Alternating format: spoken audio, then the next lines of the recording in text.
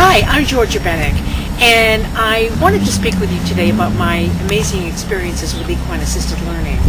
I've been offering this at my middle school for the past year and a half with a character education curriculum.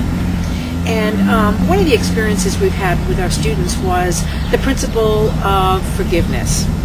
And in order to have kids get a locus of control of what we were talking about, in a sense of what forgiveness entails, what we had them do is each have a horse on a lead rope, and they were given water paint to use as a writing instrument to write feelings that they've had over bad things that have been said to them, or maybe bad feelings that they have about themselves, on both sides of the horse. So now with these words, these negative words that have impacted them on both sides of the horse, they were asked to walk the horse around the arena one time. After that, we grouped together and talked about what was the horse doing, what did the horse look like, and invariably the students responded in how downcast the horse's head was and how slow they were moving and not really that cooperative. They didn't really want to walk, they didn't really want to move. And then we talked about what was happening to them and their body language. And of course the horse was reading all of the body language of the student and responding in like. Then we had the kids wipe off the negative word and use the water-based paint instruments to write things that they've either heard or things that they would like to hear from significant others and peers on both sides of the horse again. And this time they walked the horse in the other direction. And what we asked the students is, what did the horse do differently? Were you doing anything differently?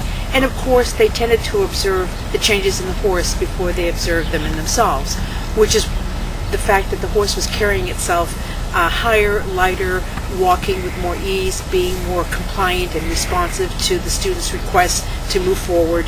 And then we had some dialogue about what encompasses forgiveness and what impact it has on us and what it does to our energy and what we can do about it. That's one example of equine assisted learning at my school.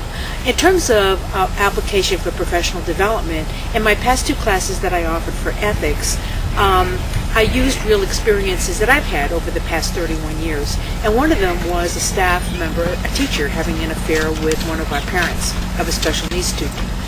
And not all the players actually knew what was going on, but I certainly did.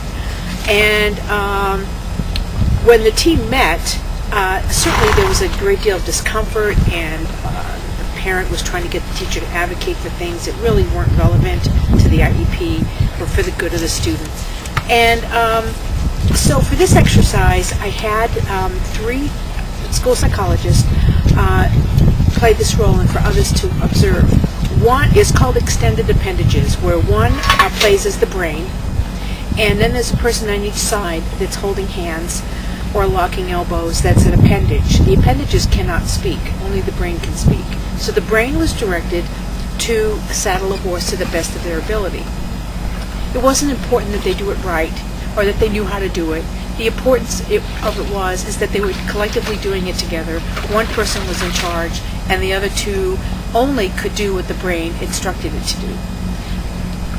The metaphor for this exercise is the feeling in that IEP meeting where you've got this stuff going on with the parent and the teacher, and the team knows, most of the team knows what's going on, and the discomfort of what's happening in that meeting, and what it's like to sit there silently when you want to speak and you can't, or you feel like you shouldn't, or it's not appropriate.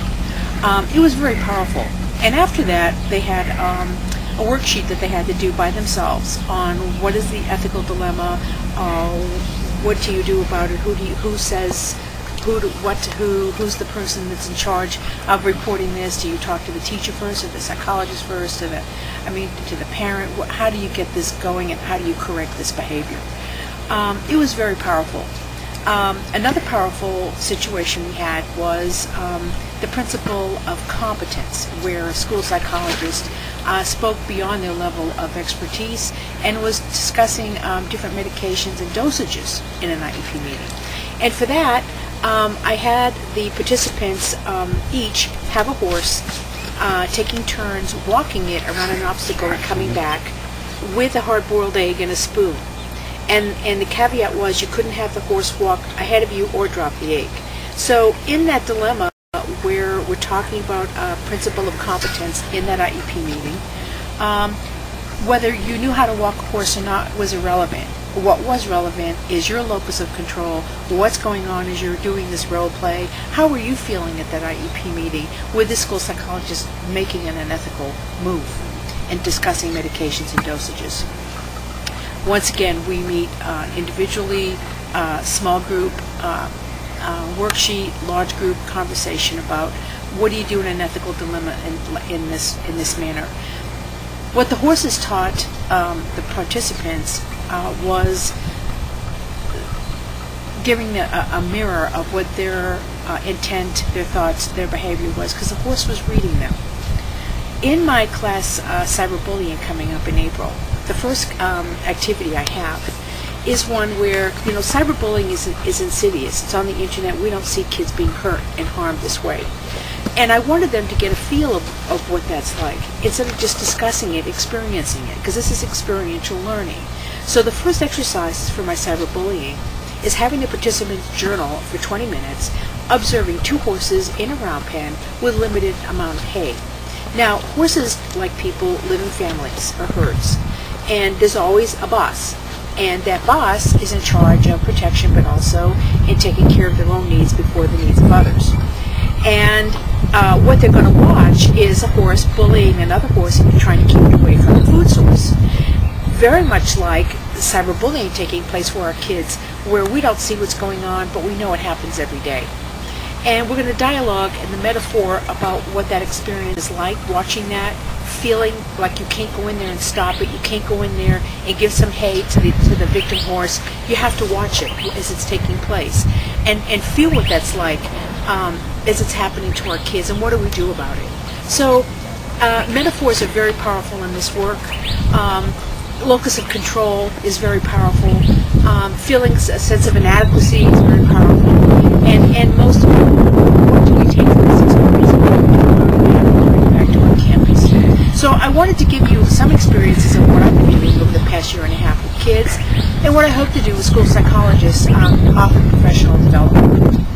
My first class is March 19. I don't know if you can get back to me in time for that.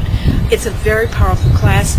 I would love it if you could come at no charge to experience what this is like in this beautiful, pristine equestrian center. This is my house. This is not the center. So anyway, thank you. I look forward to hearing from you.